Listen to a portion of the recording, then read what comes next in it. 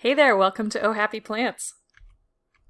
Today we are getting into our first seasonal video, Springtime Changes in Your Plant's Water Needs. The light is back and your plants are ready to grow. So it's definitely time for celebration. You're going to see plants that were just chilling all winter, pushing out new leaves right about now. Now, I don't know about you, but I get killer excited when I see new baby sprouts, and my 9-year-old son now recognizes the happy squeak that I make when I find a new leaf, and he'll come out to investigate and see what I found, and he even celebrates with me about the new little leaves. He thinks they're really cute too. So just like we use more resources like food and water when we grow, plants actually need more resources available to them as well when they're in a growth cycle. Think about children growing like weeds and eating everything in your pantry. I know my 9-year-old is growing like crazy. He's going to be taller than me in probably 3 years or something. It's ridiculous. And so he's definitely eating more. And he needs extra protein to build more muscle. He needs all of the micronutrients, calcium for bones, everything like that. And just overall, he needs more calories too, because he's really building that little body into a not so little body anymore.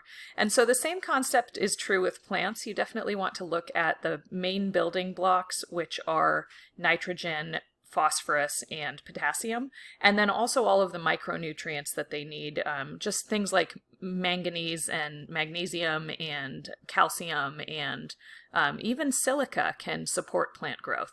And so I'm actually working on a couple of tutorials that will take you through all of the different ways to fertilize. And I just received a shipment in the mail, and so if you're confused about fertilizing at all, definitely don't be worried. I'll take everybody through that as well. It can be really confusing to figure out what to use, and I actually have thousands of plants to practice on and to test new products on, and so I will do that and get back to you. So right now is the time your plants, like I said, are going to be using up whatever nutrients are left in their soil from the last time they were fertilized, especially if you stop fertilizing through the winter or if you haven't even started. And so if you haven't started, don't worry about it. It might be a good idea to get just a simple fertilizer, just read the instructions and apply it. I usually do about half strength if it's a pretty intense fertilizer, or if it has a low NPK ratio, I'll do it full strength. And I do that with every watering. And especially in the springtime, they're going to be using all of those nutrients. And so right now, your plants are going to need an increase in this food and an increase in water as well because they're growing.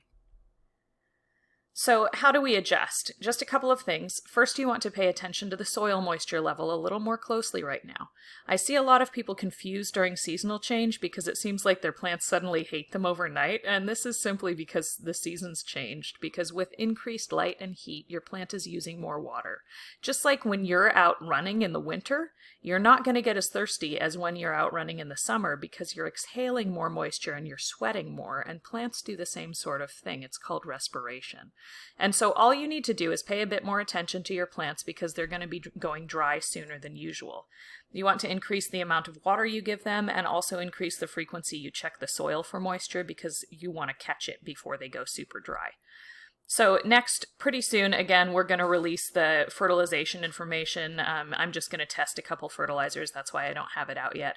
And the one that I've used for years is not available to the general public, and so I'm working on finding a great substitution, and then also some other fertilizers that provide more of the micronutrients instead of the macronutrients. And so when we release that information, you'll definitely get a notification. I'll put it in our newsletter, or just check our tutorial video section within the Oh Happy Plants member community. If you haven't seen that, it may be that you joined well after that was made available. So one easy workaround to give your plants a boost right now is to throw a handful or two of fresh potting soil into the pot just right on top. Then when you water, if you're top watering, the nutrients from that potting soil will go down into the rest of the soil. Most potting soil comes with a little bit of fertilizer in it. Those little round yellow things in Miracle-Gro soil are the slow release fertilizer, and that'll last your plants a couple of months. So if you're any kind of nervous about fertilizing and you just want to wait for our simple system, go ahead and toss some dirt in your pots just to last them. So the last step, and I'm going to really dedicate a whole slide to this because it's that important, is do not worry about your plants. They are not going to die on you because you didn't adapt to the changing seasons immediately. If they throw a couple yellows, they're going to be fine. Just pull those off and keep on checking.